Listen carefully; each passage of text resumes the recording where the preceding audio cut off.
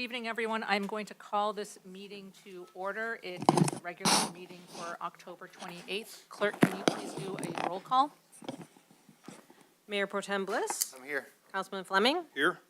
Councilman Muir. Here. Councilor Rohrbach. Here. Councilman Soltis. Here. Councilor Wright. Here. Mayor Grafstein. I am here, thank you.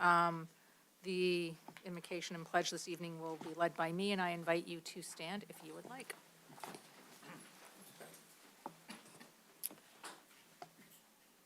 My invocation this evening was inspired by Mother Teresa. People are often unreasonable and self-centered. Forgive them anyway. If you are kind, people may accuse you of ulterior motives. Be kind anyway.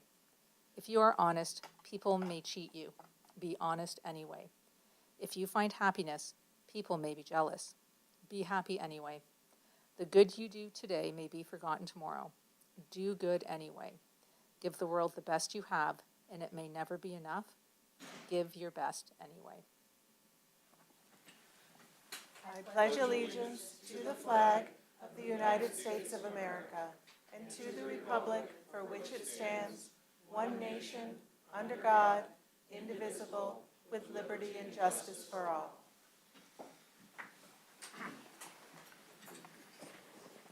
All right, first up this evening is approval of the agenda. Are there any additions or deletions this evening? All right, seeing none, we will move to presentations. The first up is from the Historical Commission, a certificate of recognition for Lyndall Lynn Ross. Whereas Lyndall Lynn Ross served the city of Madison Heights with unwavering commitment and exceptional leadership for a total of 15 years on the city council, including 6 years as mayor pro tem. And whereas during his tenure, Lynn guided the city through a series of complex and challenging issues, employing his profound knowledge, skill, and sound judgment to promote the well-being of the community. And whereas Lynn was known for his eloquence and thoughtfulness as a speaker, effectively communicating the needs and aspirations of Madison Heights residents and inspiring collaboration among council members. And whereas his visionary leadership led to significant accomplishments, including the successful shutdown of the incinerator, thus enhancing public health and environmental quality and the protection of nature at Suarez Friendship Woods, ensuring that future generations can enjoy this vital green space. And whereas Lynn Ross was not only a dedicated public servant, but also is a cornerstone of the Madison Heights community, embodying the spirit of the civic engagement and dedication to the common good. And whereas his legacy will endure as future city councils and community leaders draw upon his wisdom and build upon the foundations he laid during his distinguished service. Now, therefore, be it resolved that the mayor and city council at Madison Heights hereby expresses its profound gratitude to Lyndall Lynn Ross for his extraordinary service and dedication to the city and its residents, and be it further resolved that the executive conference room shall be renamed in his honor as the Lyndall Lynn Ross Executive Conference Room at the Madison Heights City Hall.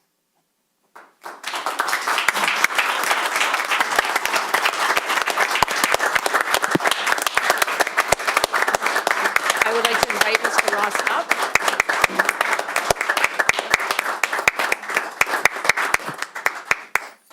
Would you like to say a few words? Just a couple. Okay, if you want to go to the podium.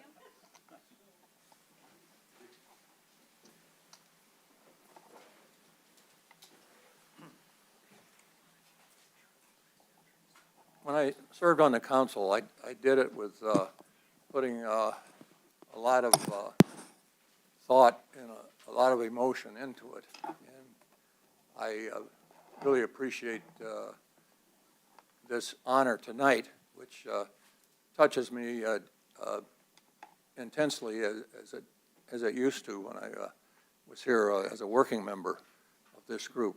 But I give thanks to the Historical Commission and Mark Bliss in particular, and to Mayor Grafstein and to the members of the council for this recognition. I greatly appreciate it. Thanks to all of you.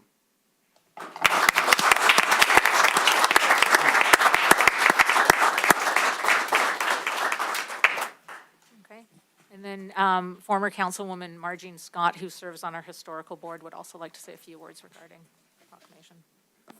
Hello, everybody. It's so nice to be here, and this was one of the main projects that Mark brought to our committee, and we all agreed to it. It was time we honored some of our past council people, and Lynn was the first one that came to mind, and I want to thank Mark for sticking to it and making sure that we did honor him. And I know he's got other plans to do other council people. And anybody who does good for our city, it's nice that we are able to honor them. I did want to introduce the people that are here tonight from the Historical Commission, and that would be Mark Bliss, who's our council rep, and that's Sean Fleming, who's our council alternate. Thank you, Sean. Regina Juskasova, did I say, okay, all right. Martha Kehoe, who's a lady who spends a lot of time in our rooms doing all the filing. And then Jason Kowalski, who's there, who does our signage for us and is a longtime member. Myself, who I'm the elected chairperson, and Justin Suarez, who you all know. Justin is our new treasurer. And last but not least, Kevin Wright. Kevin, thank you. Thank you, everybody who put in their time and efforts into this project. And we appreciate the support of the city council, the fact that Mark proposed that to you and you all agreed that was a great idea. And I want to thank Larry and Jeff, too, for saying what they did at the presentation. Thank you very much for taking a part in everything that you do. Thank you.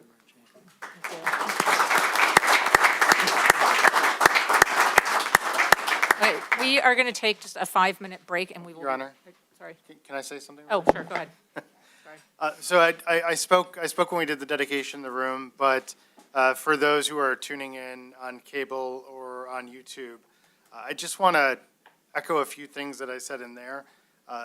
If you heard from the proclamation, Lynn Ross was so forward-thinking on issues that are just common sense today, but were issues with heavy debate back in the day.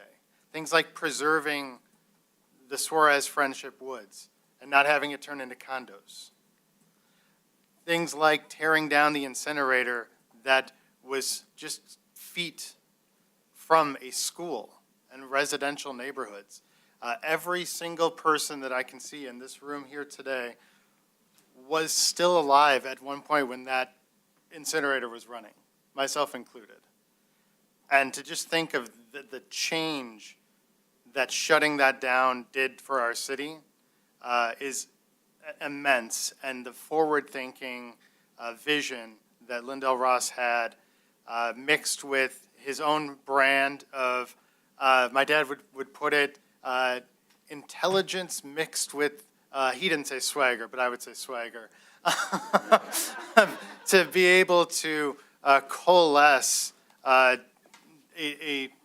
often divided council to be able to make those big improvements for the city. And so we do this not just to honor you, but also hopefully to inspire the next generations of Lindell Rosses to come in the next 30, 50, 70 years. Every council that goes into that conference room to make some of the toughest decisions that we can't even imagine sitting here today are going to hopefully be inspired by the things that you accomplished. And so thank you so much for the 15 years of elected service that you gave to the city and the decades of unelected volunteering and just your forward-thinking vision to just make this city as it is today. So thank you so much.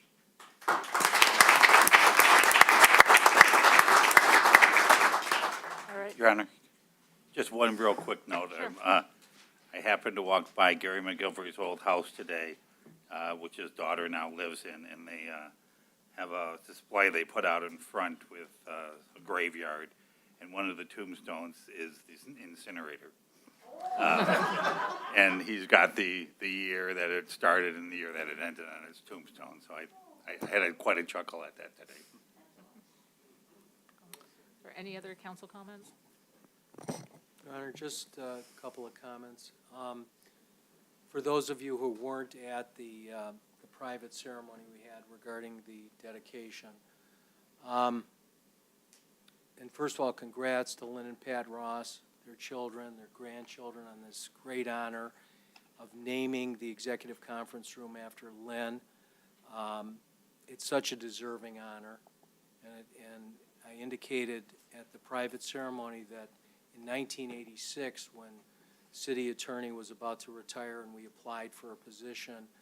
This council gave two young but experienced lawyers a chance to prove what they could do for the city of Madison Heights.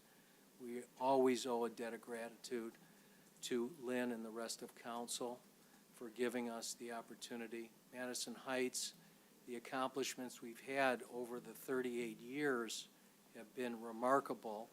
And when Lynn received this honor, it's also a time to remember the incredible council members that Lynn served with, who made up part of an incredible council team. The late George Suarez, the late Marilyn Russell, the late Gary McGilvery, the late Elva Mills. What an incredible council, and what a legacy you've left for, all of you left for this city.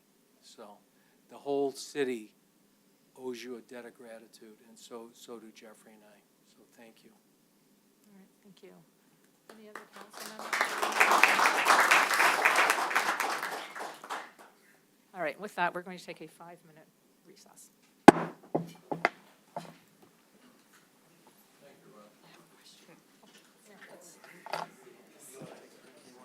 You want to take a picture, Pat? Yeah, let's get you up in.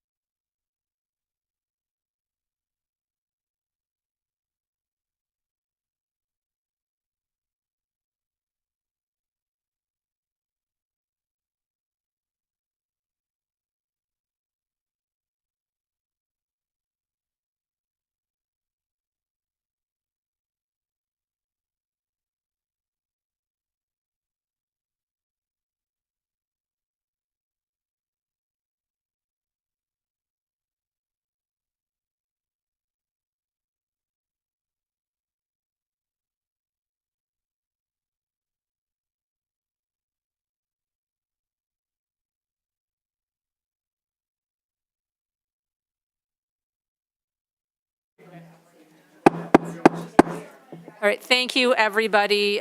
We are going to reconvene the meeting. The time is 7:46. So next up for presentations, we have from the police chief, the co-responder program presentation.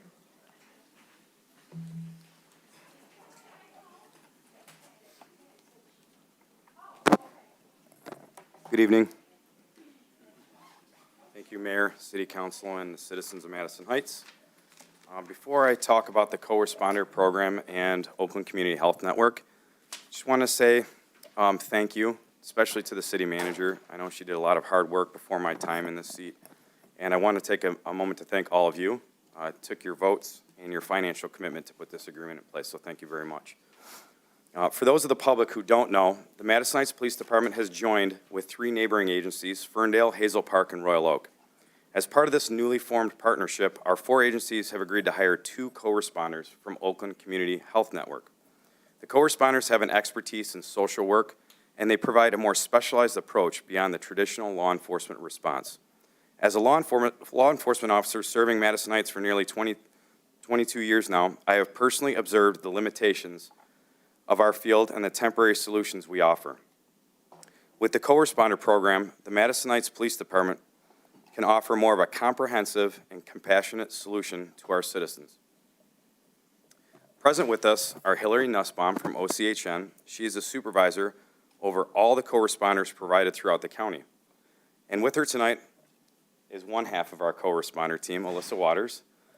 The other one was lent out to the Royal Oak City Council meeting, Sabrina. Maybe I'll drag her in here one night. You can meet her. Hillary is going to give a brief overview of the resources offered by OCHN, and she will also introduce Alyssa. So, without further ado, Hillary.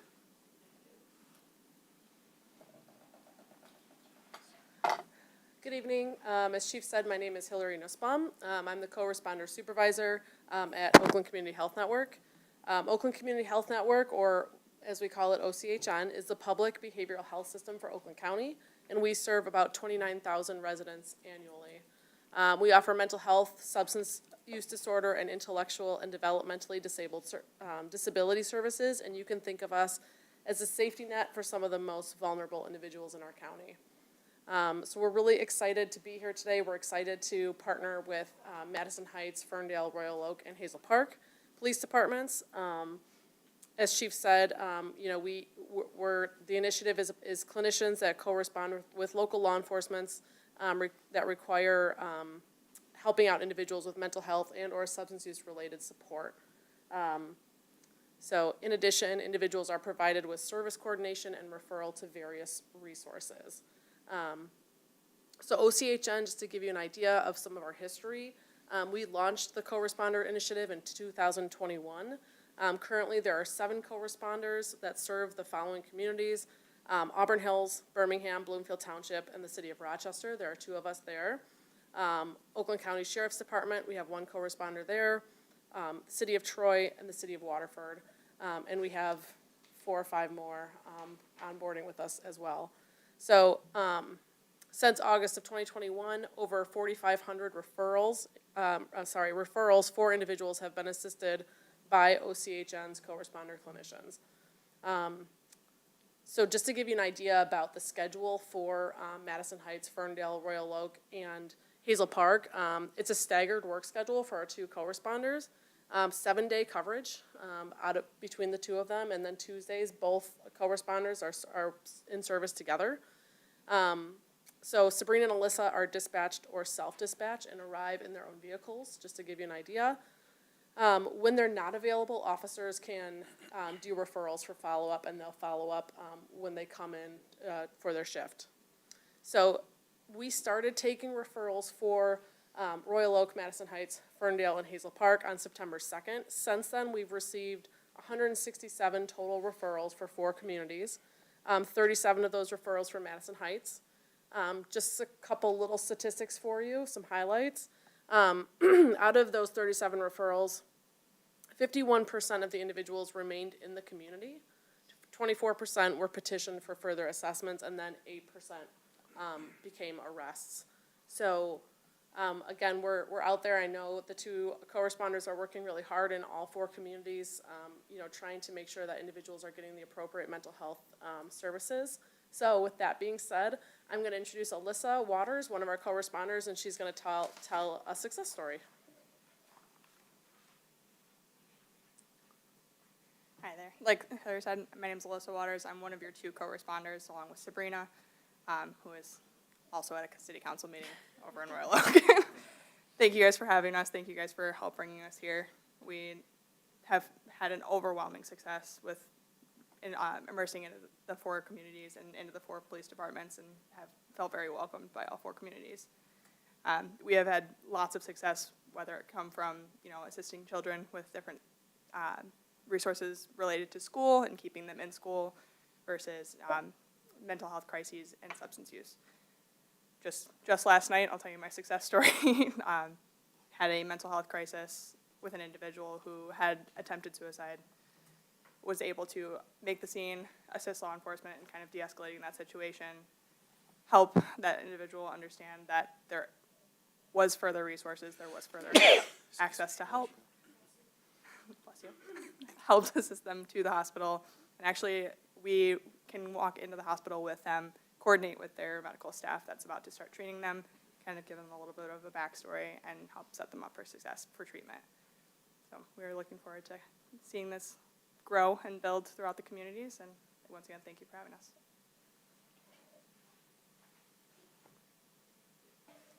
You said there are 37 referrals for Madison Heights? Okay, I'm responsible for 1, so I'm going to tell you that story. It came to my attention that there was an individual who was sleeping behind a business, and I was able to, they encountered the police, and I was able to watch body cam footage of this. And I noticed that the individual, he appeared to be homeless, definitely had some mental health issues. It was pretty evident on my review. And I was able to obtain his email address, and I was able to actually communicate with that individual. And I sent an email to him asking if he was interested in the co-responder program and the resources that they had to offer. And I couldn't believe it, but within probably 30 minutes, he responded saying, absolutely, I don't want to be on the streets. So pretty shortly thereafter, I contacted OCHN, and I think Alyssa actually was the one who responded and said, yep, he's accepted treatment. So kind of a cool little story. I hope to have more and more like that. So we're very excited to see where this thing goes. Like I said, when we have the co-responder available to us at our fingertips, we don't have to go with the traditional law enforcement response. When we were dealing with mental health issues or any of the variety of issues that a co-responder can address, we are limited to how we can deal with things. And with the co-responder, we should be able to reduce interfacing with the public as much with those traditional law enforcement responses, meaning we can reduce use of force, we can reduce even recidivism. So it's pretty cool. It's a pretty cool opportunity. So thank you very much for giving us the opportunity to come up here and explain the program and our little bit of success that will continue as we move forward in the future. Does anybody have any questions for me or any of the co-responders, co-responder program? Your Honor? Oh, sorry, go ahead. Mr. Wright, and then Mr. Soltis. Lots of questions. Yeah, I mean, so welcome, first of all. I'm excited to have you here, and I just wanted to clarify because I know some people who are watching or who might learn about this program aren't very familiar with the co-responder program. So just out of curiosity, somewhat rhetorically, does this any way take away from what the police officers do on the scene or from their responsibilities when dealing with issues in the city? No, I mean, they're still going to respond. Of course, if we can get co-response there, we're going to try. If they're on duty, we're going to try, and if we can't, then we're going to refer. But the officers are going to continue to do what they would normally do. The hope is that we can get them there, and of course, we're there to keep them safe while they're there on scene and de-escalating, and I hope that answers your question. So it's only going to add, is what you're saying? Yes, it's only going to add. Okay, thank you. Just real quick, I'm curious about the efficacy. I know this is just up and running, but you've been at it for other cities, I assume? And so do you have that type of data to see how effective it is in terms of short-term and long-term? We do. I don't have that all here Okay. with me tonight, but what I can tell you is when we started back in 2021, after we got about a year under our belt, Wayne State University reached out to us and they actually analyzed all of our data. So they're looking at outcome data for us and determining the efficacy of it. And just off the top of my head, some of the stats that we talked about from the original 3 cities, which was Auburn Hills, Birmingham, and Bloomfield Township, like Chief was saying with use of force, for those 3 departments, there was only 9% use of force in that first year, and with a co-responder on scene, it reduced it to 5%. So it doesn't sound staggering, but it does make a difference, certainly, and that was just for looking at the first year with 1 co-responder. So I'm just, imagining that we're multiplying some of that data now with even more cities, but yeah, we do definitely have a lot of data, and we can certainly bring it back here for you. Thank you. Yep. Thank you. Any other comments from? Your Honor. Yes? 3 quick things. First, you do not have to answer, but I'm assuming Madison Heights is your favorite community. Second, I want to have an understanding on how you work with folks who could have or would have been potentially repeat offenders and helping them to chart a new path to where our law enforcement won't have to keep responding. And then the third, I'd love to have an understanding of like de-escalating a situation. I think the folks who are watching this, like the 3 people who are on YouTube watching this, would love to kind of understand how that works with the police presence there, as Councilor Wright had mentioned. How about I take the repeat caller one, and then we can talk about de-escalation? Okay.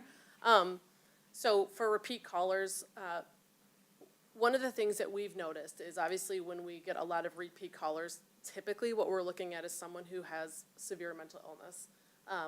What we've also known and research shows is that that can be cyclical, right? So someone is taking medication, for example, and they realize, I feel like I'm doing okay, I don't need to take medication anymore, and then they go off medication. So that's how we end up going, back and doing a lot of repeat calls and those types of things. What we try to do is provide the resources that would help this individual if they're willing to participate in treatment, hopefully. If this becomes a bigger conversation or, that they're really, harming themselves or others or could potentially be harming themselves or others, then we will have to talk with the police department and take the next step. And that doesn't mean an arrest. It means what else can we do mental health-wise that can, help this person out. Luckily, OCHN has a lot of liaisons across the justice field. So we can reach out to some of our justice partners and say, hey, this individual really could use a higher level of care. What can we do for this person? So we try to reach out to our partners to see what else we can do to provide them and hope that they will accept what we're offering them, if that makes sense. Awesome, thank you. Yep, and then de-escalation, do you want to talk about that a little bit? Sure. Okay. In terms of de-escalation, I'm going to go back to the same example that I talked about from last night. Just for a little bit of further context, this individual had experienced some aspect of intimate partner violence. Now, there are some aspects of that where gender does play a huge role, and I was able to kind of fit into that role, bring that level of stress down so that we could have that more logical conversation rather than speaking with emotion. And just that simple token of I'm going to help you pull the emotions off of this so we can actually talk about what's going on and what's happening was how we actually got into the ambulance to the hospital and now linked to services. And it was just me simply showing up and being like, hey, I'm here. Let's talk about what's going on here behind the scenes. That's awesome. The other thing too, thank you. The other thing too I want to highlight is OCHN does crisis intervention team, which is a 40-hour long mental health training for police. And one of the things we really work on with our officers are de-escalation skills. So we use those skills on a scene as well, along with officers. So hopefully we're speaking the same language when we're on a scene. And I think we've trained now since, I might be a little bit off on this, but since 2017, 2016, I think we've had 1,200 officers go through our CIT course. which is great because the more officers learning mental health, supports and resources, the better off we are. So I wanted to add that part as well. Any other questions or comments from council? I have a quick question. Have our, Chief, this is for you, our officers, some, all, how many have gone through the CIT training? I believe we've had about 4 go through that CIT course, and we're going to get moving with getting more people through it. I Right. believe it's a free course, too. Is the goal to have all our The officers? goal is to have 100% of our officers going Okay. through CIT. All right, awesome, thank you. Real quick, if I may, too. Sure. Councilman Soltis, you had asked a question about efficacy. Not too long ago, I graduated from staff and command school, and I did my staff study on the co-responder program. I probably didn't even tell you this. But there was a lot of studies, at least nationwide, about the co-responder program, and it's only growing. It's only continuing to grow and get larger and larger and larger because of the success nationwide of this program. So I can see the efficacy moving forward. It's just going to continue to be a bigger part of law enforcement. Thank you. All right, thank you. Thank you very much, and welcome. Welcome to the city.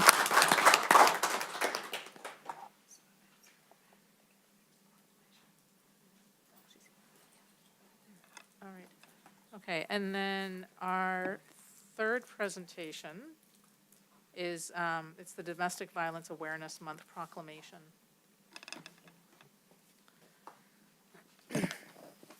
Whereas Domestic Violence Awareness Month is observed in October to raise awareness about domestic violence, a serious issue affecting individuals and families in our community, and whereas according to the Michigan Coalition to End Domestic and Sexual Violence, approximately 1 in 4 women and 1 in 9 men in Michigan experience severe intimate partner physical violence, highlighting the urgent need for education, prevention, and support, and whereas in Michigan, nearly 60% of domestic violence victims report experiencing multiple incidents, demonstrating the cyclical nature of abuse and the importance of providing resources and assistance to those affected. And whereas the Michigan State Police reported over 70,000 incidents of domestic violence in the past year, underscoring the pervasive nature of this issue across our state. And whereas the City of Madison Heights is committed to fostering a community free from violence, providing support for victims, and promoting healthy relationships through education and advocacy. And whereas local organizations such as Haven and OCHN and other community resources play a vital role in providing shelter, counseling, and support for those affected by domestic violence. Now therefore, the Mayor of the City of Madison Heights, along with the City Council, do hereby proclaim October 2024 as Domestic Violence Awareness Month in the City of Madison Heights. We encourage all citizens to work together to raise awareness, support victims, and promote prevention efforts, and we call upon all community members to join in this important cause. And we have this evening, we have Yvette from Haven here tonight to receive this. All right. Thank you for the work that you do. Would you like to say anything? Thank you to Chief for having me here. We have a great working relationship. If you want to go to the podium. Sure, no problem. We have 2 people on YouTube watching. Might be 5 right now. We appreciate, thank you for having me here tonight. I wanted to thank the chief for inviting me. I have a great working partnership with the Madison Heights Police Department. We have referrals from the officers all the time. We're working, they're doing their best to bring services to survivors and making that connection. So we appreciate you having us here tonight. Thank you. And thank you for all the work that you do. Thank you so much. All right. Your Honor? Yes. Just a comment based on OCHN and based on, Haven and other resources that are available to victims of domestic violence. I would say since COVID, we have seen such an uptick in domestic violence cases in the courts that we're prosecuting in, and it's a cross-section of the community. I mean, you can't label it any particular segment, it's across the whole community. And the cases are difficult from the prosecution standpoint in that you're dealing with victims who are under a lot of stress. Some recant their testimony and or testify contrary to what's in their witness statements.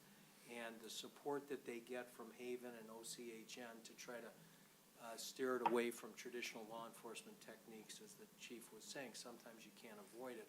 but it's so prevalent that and for us as prosecutors, it's sometimes the most difficult case for us to pursue based on the dynamics of what's going on. And it happens in such a mundane way. One person looks at another person's phone, and the next thing you know, it's on. Or where's the remote, or the pillows are on the floor. It takes the slightest thing to cause a domestic violence incident, and we have to deal with it all the time. The court system is filled with those types of cases, so it's great that council's pointing out that October is Domestic Violence Awareness Month. It's great that we're offering a new service that hopefully will help and prevent some of these cases from being in the courtroom, but it's a real issue. I appreciate you. And if I might add, oftentimes it takes, the statistics are 1 to 7, up to 7 times before someone will actually leave that relationship. And so connecting, continuing those referral services to Haven and to OCHN. We also work very closely with OCHN, and just continuing to support that survivor, because the reality is they know what's best in their situation, and we just continue to support them until they're ready to take that step. Your Honor. Thank you. Yes. A question and then a comment. For the 5 folks who, and for all the folks who are watching from home or who might see this, how can someone reach out to Haven or an organization if they wanted to get help, and how can they do it discreetly in a way that they didn't draw a lot of attention to themselves? You can contact our crisis line. That phone number is 248-334-1274, or you can go on our website, www.haven-oakland.org. The police departments send referrals to us often. We get referrals from other community partners, so from hospitals, from the school districts. Anyone can go on that website and complete the community partner referral, and then we can reach out. But we have, all of our services are free, and a quick plug, this is our 50th year. We're celebrating 50 years of being here in Oakland County. And again, all our services are free. So we have counseling services, court advocacy, we have our shelter for emergency needs. So we have many different programs there at Haven. Thank you. And my only comment was just that we talked about this last council meeting, and we're talking about it again this council meeting, because it is that serious, and it's something that is so subtle. In this day and time where we kind of all live in our silos in our phone, we kind of see behavior being normalized. And so this is our approach and our opportunity to make sure that we don't normalize it and that we do acknowledge, hey, domestic violence is a big deal, and it's not something that we should just kind of push under the rug and say, well, that was one time or there was this. No, it's a big deal. So thank you for coming in and for helping us to acknowledge this. Thank you so much. Appreciate it. Thank you. Anything else? All right, thank you for everything that you do, and can we get that information put up on our website, a link to that as well? Thank you so All right, thank you. Thank you, Chief. At this point, I'm going to open the meeting to the public, so this is the opportunity for the public to speak. I ask that you keep your comments to 3 minutes. You address me, give your name, address, any affiliation with the city, and with that, meeting is open to the public. And seeing no one wishing to speak, I'm going to close meeting to the public, and we will move on to bid awards purchases. We have one, it is a Skynet IT contractor.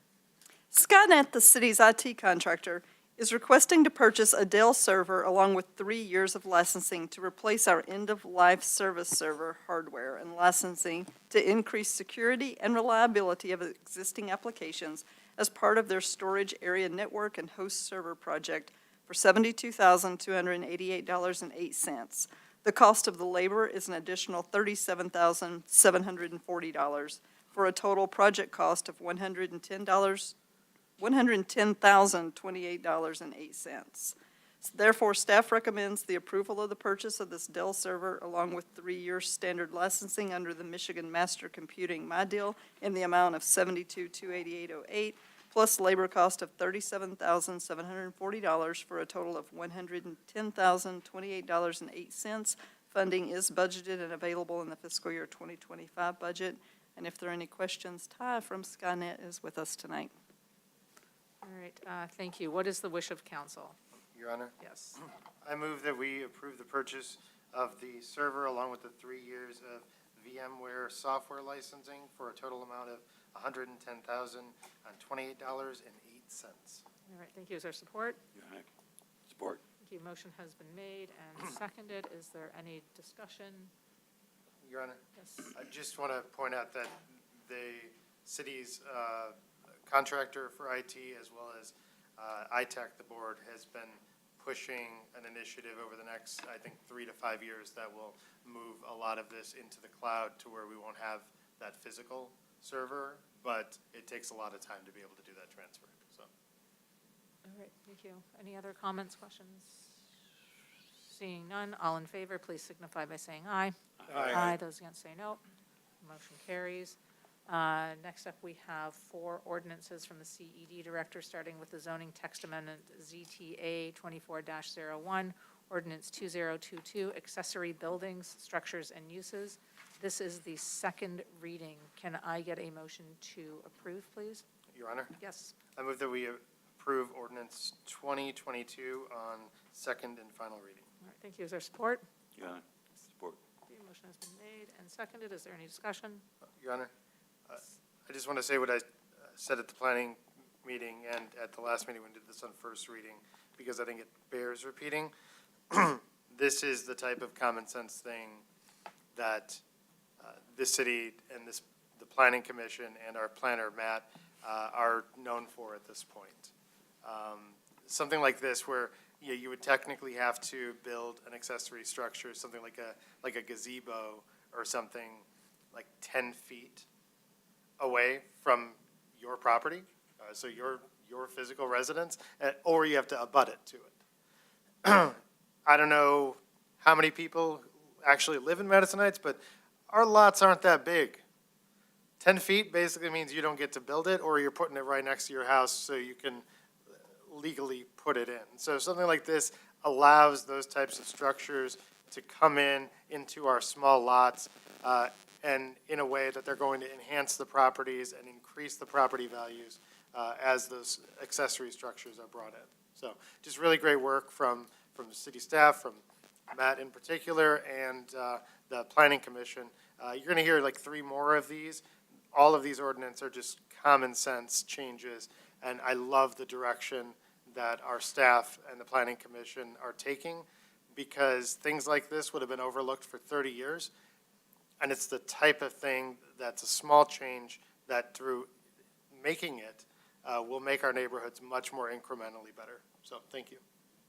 All right, thank you. Any other comments, discussion? Seeing none, all in favor, please signify by saying aye. Aye. Those against say no. Motion carries. Next up from the CD Director, zoning text amendment ZTA 24-02, Ordinance 2023, use-specific standards for detached one-family dwellings. This is driveways in the second reading. Can I get a motion to approve, please? Your Honor, Yes. I move the council approve and adopt ZTA 2402, ordinance number 2023 upon second reading. All right, thank you. Is there a second? Your Honor. Support. Thank you. Motion has been made and seconded. Is there any discussion? Seeing none, all in favor, please signify by saying aye. Aye. Those against say no. Motion carries. Then from the CED Director, zoning text amendment ZTA 24-03, Ordinance 2024, use-specific standards for temporary uses. This is also the second reading. Can I please get a motion to approve? Your Honor. Yes. Motion to approve. ZTA 24-03, ordinance number 2024 upon second reading. All right, thank you. Is there a second? Your Honor. Support. Thank you. Motion has been made and seconded. Is there any discussion? Seeing none, all in favor, please signify by saying aye. Aye. Those against say no. Motion carries. And then finally, from the CD Director, zoning text amendment ZTA 24-04, Ordinance 2025, measurement of sign area and height and regulations for permitted signs, wall signs, second reading. Can I please get a motion to approve? Your Honor. Motion to approve ZTA 24-04 ordinance number 2025 upon second reading. All right, thank you. Is there a second? Your Honor. Support. Thank you. Motion has been made and seconded. Is there any discussion?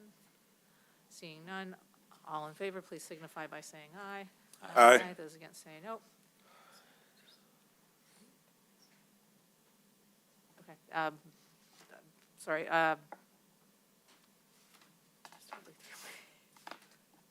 Motion carries.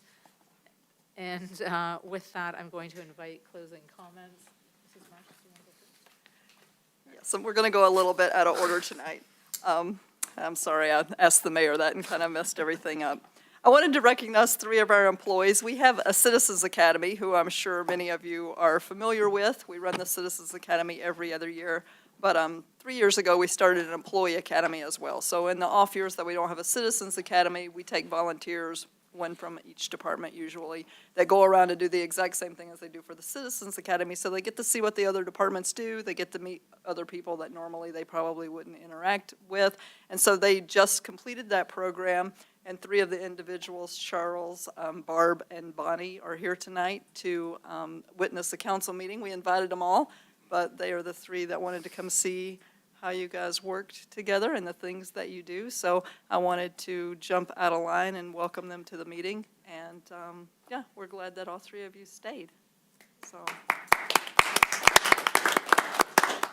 And with that, I'm going to ask, and you do not need to, but if any of you would like to come and speak and just share your thoughts on the process, and you do not have to, but if anyone wants to, this is an opportunity for you to do that. Okay. There you go.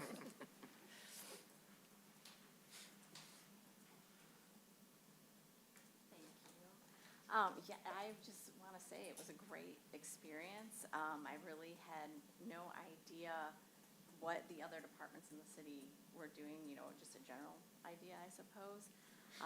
But it was, I think, very enriching, and I would recommend that all staff participate in this. And I have family who live in Madison Heights, and knowing that that's what that is compared to the Citizens Academy, I've encouraged them to come to the Citizens Academy because I don't think they really know half of what the city has to offer for them. So thank you. All right, thank you. So the Citizens Academy will be held again next year. We typically do that in August and September, right before the election. So it's open to all residents. We typically cap it at 15, so we'll have a small group and can facilitate some good discussions. Did you want to speak?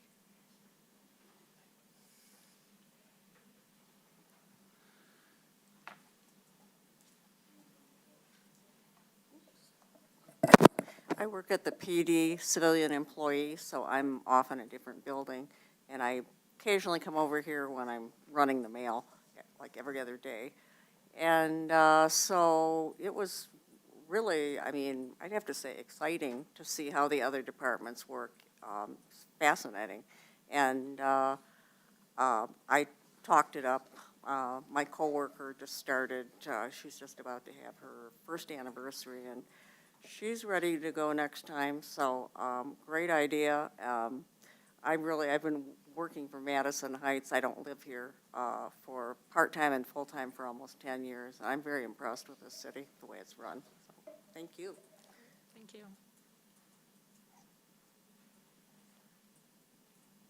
All right, thank you. So with that, we're going to do closing comments, starting with Mr. Mayor. Thank you. Real quick, Your Honor, my condolences to Mark for the loss of his stepmom. I'm sorry to hear about that. Welcome our new employees. It was great to meet the co-responder program, huge supporter of that, and can hardly wait to see that grow and us add more co-responders. On to that, congratulations to Lynn, great honor for all the contributions he's made to Madison Heights. For domestic violence, just a reminder that those folks do have resources, they do have options. Please reach out, use those options, and to encourage the community, if you see something, say something. If you suspect someone is going through that, please reach out to the resources and help them. Thank you, Your Honor. Thank you, Mr. Bliss. Yes, Your Honor. The only thing I want to say tonight, we talked about, Lynn Ross and how forward-thinking he was and ahead of his time on issues that we now look back on and we're like, that's really common sense. Why would you have an incinerator running next to a school in a neighborhood? I think, as I was watching the co-responder presentation, I think that might be a similar issue for 20 years from now. Why didn't police departments have a program like that in place. It seems common sense, and it's the type of thing that can only help our residents when they're dealing with some of their most difficult moments in life. So really thankful for that program, and hope we can continue to share those stats with the public. I think they're going to be very happy and impressed like we all are. And yeah, I'd love to continue to expand that program. It's really awesome. Thank you. Thank you, Mr. Wright. Yeah, I want to just concur with that. I would love to see us get our own co-responders where there's shared resources right now, but I would love to see us, I talked about it before we had them, the importance of co-responders and what they bring to our community, what they bring to the police force. I would love to see us expand that program and expand the amount of co-responders we have to complement our officers, not to replace them, but to complement them.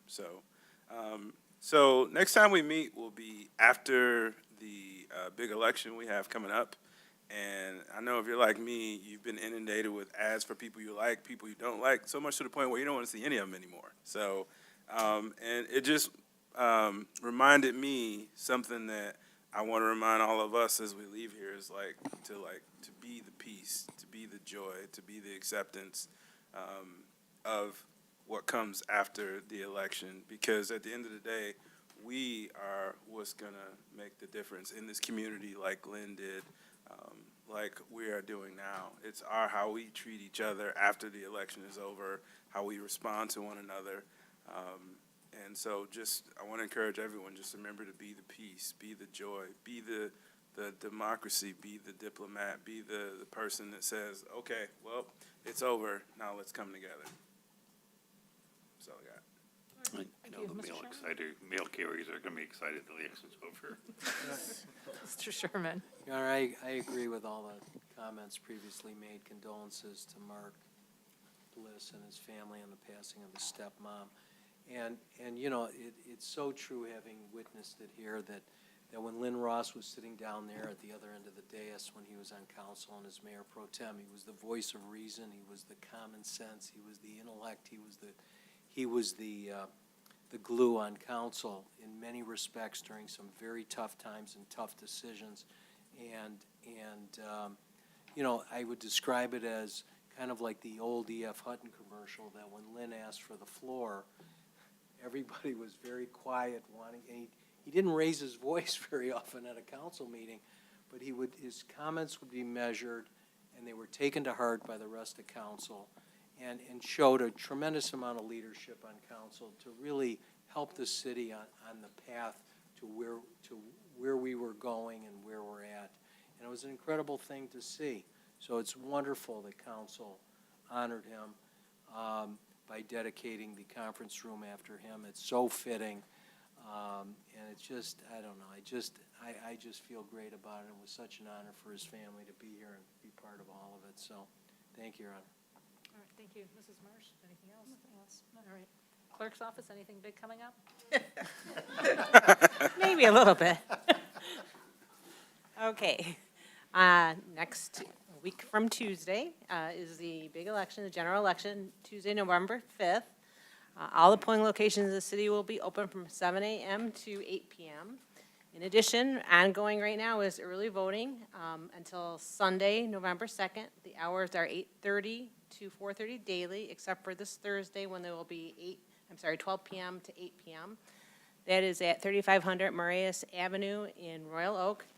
That is just north of 13 Mile Road between Main and Crooks. I think it's less than 2 miles from here. We've had tremendous turnout. We've had over 1,000 people every day so far. The first 3 days, it's been crazy. Crazy good. If you don't want to vote early voting or on election day, you still have your absentee ballot opportunity. Please come by our office to pick up an absentee ballot, or you can go online and apply. The last day we can mail you an absentee ballot is this Friday. If you haven't already turned in your absentee ballot, we encourage you to please do so. At this point, we encourage you to drop it in our drop box or come in and drop it in City Hall, just to make sure that we get it in time and it's not delayed by the post office. Also, we have pop-up office hours tomorrow. We're going to be open to 7 p.m. for anybody that needs to come in to do election business, as well as we'll be open from 8 to 4 on Saturday for election business only. And then finally, I just want to remind everybody to be kind to the election workers. Should there be lines or anything else, just want to remind you that they're your neighbors, your friends, your family that are working just because they believe in serving their community and doing their part to ensure democracy. So thank you very much. I do want to reiterate what my fellow council members have said about the co-responder program. I'm really excited about this. I'm so excited about the idea that we are going to enhance our ability to serve this community in a really powerful way.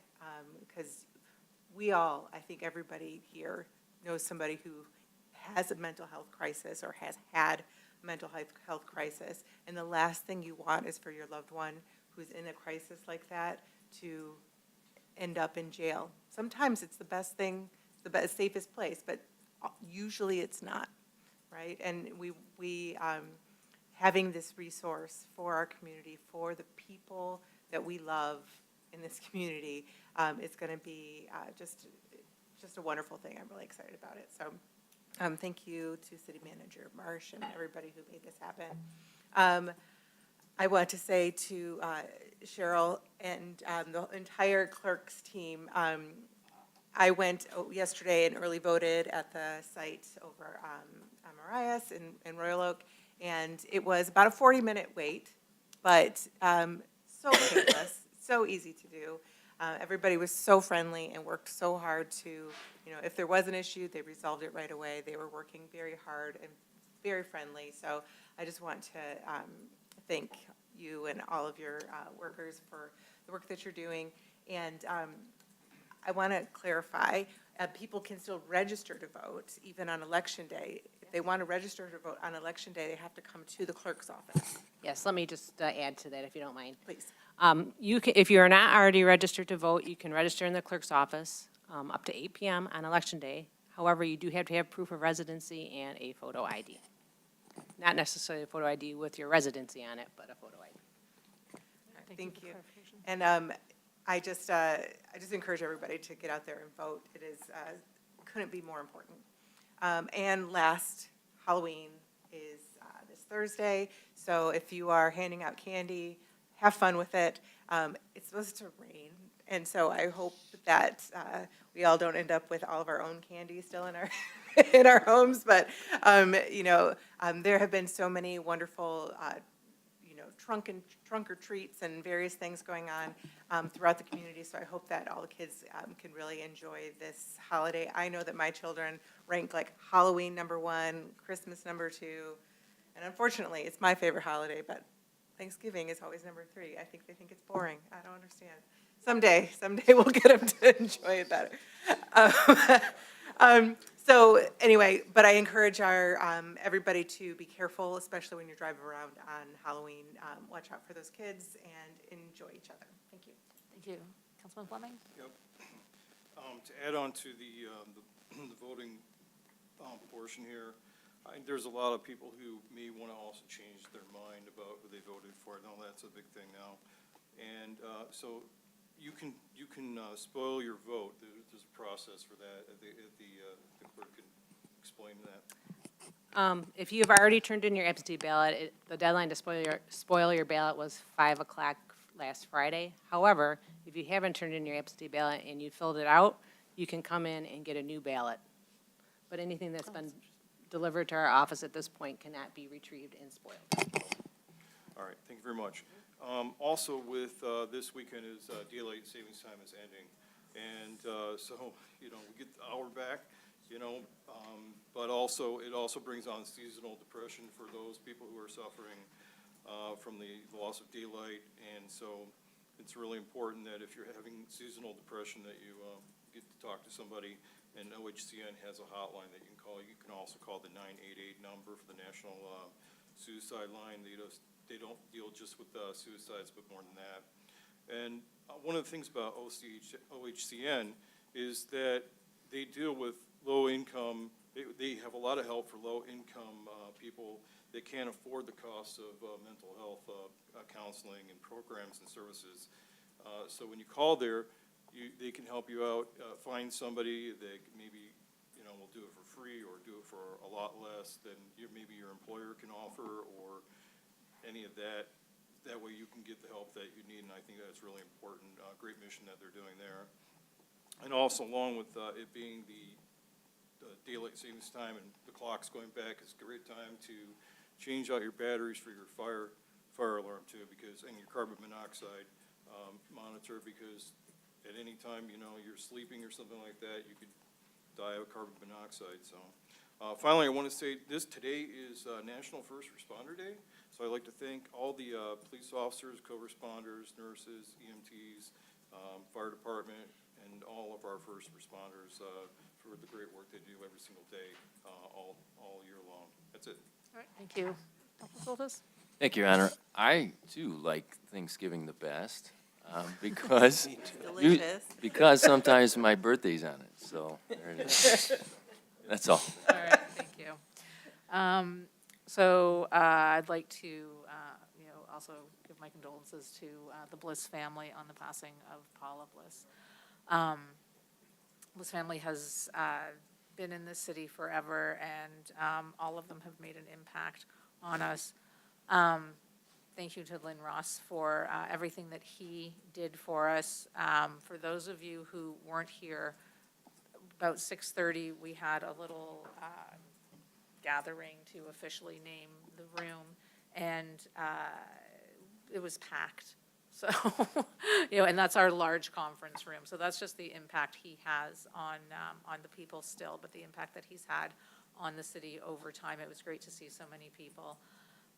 With respect to the domestic abuse, we all need to be aware. And one of the frustrating things, if you know someone who is in a situation, you need to be there and to support them. If they are going to leave, they're going to leave on their time. And it was stated tonight, it can take 1 to 7 times for them to be contacted, for them to reach out before they finally leave. So what's really important is to make sure that you are there for someone. Ultimately, the decision to leave or to not leave is theirs, but being there for them and letting them know that there's somewhere they can go it's really important, because the last thing you want to do is say to somebody, well, if you're not going to leave them, then I'm not going to help you, and I'm going to leave you too, because then they will never get the courage and they'll never get it together to leave. So be supportive, and that goes along with the be kind to people. You never know what other people are going through. You can look at something. When we see people, we see a snapshot. We don't see everything that's going on behind. So just keep that in mind. With respect to the co-responder, I am very glad that this is here. Mrs. Marsh, when did you and I start talking about this? 2 years ago? This has been in the works for a few years, and it's great that we have this. There's 2 between 4 cities. Absolutely, we need to get our own, and then we need to get multiple. But this is a great step, and for those of you who aren't aware, Melissa Marsh has been a huge reason that we have this. She has been a big push for this. And for those of you who aren't aware, my father was bipolar. Growing up with this in the house, the media likes to make it so that anyone who has a mental illness is automatically some kind of criminal and they're violent, and that's just not true. Yes, there are some, but not everybody. And unfortunately, we still live in a society where if someone is having a mental illness situation, they're having a health crisis, but it's a mental health crisis, we end up calling the police. You don't do that if someone's having a heart attack. This is it. And so it's a slow change. 30, 40 years ago, we didn't talk about mental health the way that we do now. And so absolutely, I agree with the comments that were made tonight, that in 20 years from now, when we have multiple co-responders who are on the clock 24 hours a day, no one's going to even think, like, why wouldn't we have it? I can't believe we didn't have it 20 years ago. So, just keep all these things in mind. And then a final note, There, and this is for the city, this is my public comment. There is construction that's going on at the corner of Stevenson and 12 Mile that is now blocking the sidewalk. The sidewalk has been closed for a while. I'm wondering if we can take a look at that and ask them to move everything off the sidewalk, because it's really, there's nowhere to cross on Stevenson. Between 12 and 13, there is no legal place to cross the street. So if you are going down the street and you get to the corner and you want to cross over, you have to go onto the road. So if someone is on a bike or walking or pushing a stroller or using a walker or a wheelchair, that's not an easy thing to do. And they're going to have to turn around and go back the entire mile back to 13. So if we could just ask the construction crew to move their stuff off the sidewalk, that would be greatly appreciated. That is it for today. I hope everybody has a good Halloween. Remember to vote next week. Our next meeting will be Veterans Day, the 11th. The time is 8:36, and this meeting is adjourned. Good night.